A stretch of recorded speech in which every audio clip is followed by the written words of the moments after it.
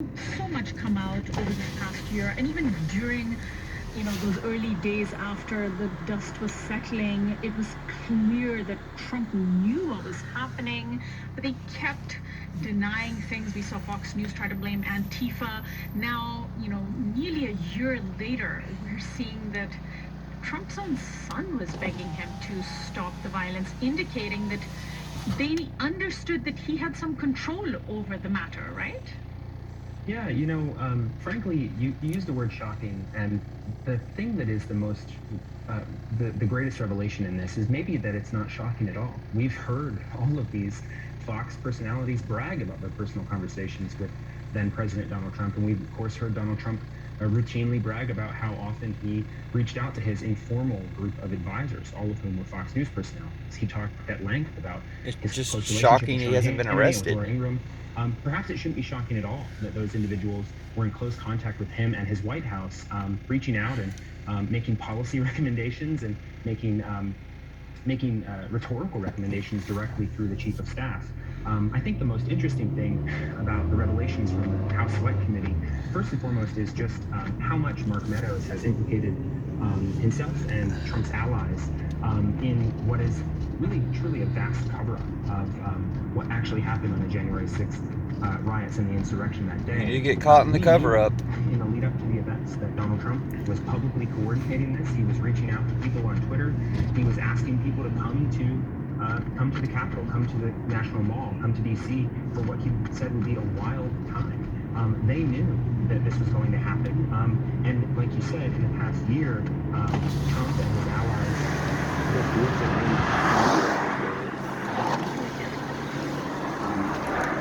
the most shocking thing about it is how it's not shocking at all. We've known for years about this Trump-Fox feedback loop. This just leads it into congressional.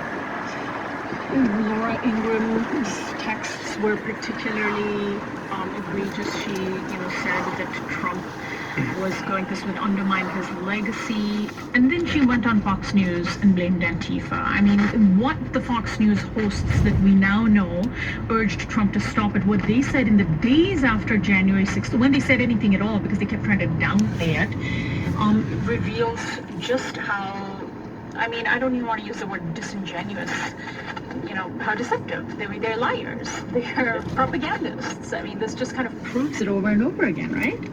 Yeah, this is just, it's straight up lies and propaganda. They are gaslighting the nation. And as you pointed out with Laura Ingraham, she actually was not available in studio. Time to turn off the gas. In front of a camera on January 6th. But she did call in to Fox's live coverage of the attack at the Capitol on January 6th. And she suggested that the entire operation might involve Antifa. Later on January 7th, on her program again, she said that there were multiple members of Antifa who were identified in the crowd. Both of those are, of course, lies.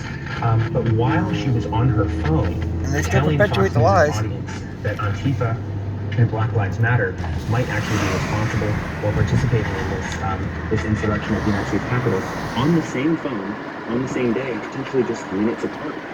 She was text messaging directly to the Chief of Staff of the United States of America, the Chief of Staff of the President of the United States of America, demanding that they do something to get the President to act, to call off his goons, to call off these rioters, who everyone knew at the time, and hopefully everyone remembers today.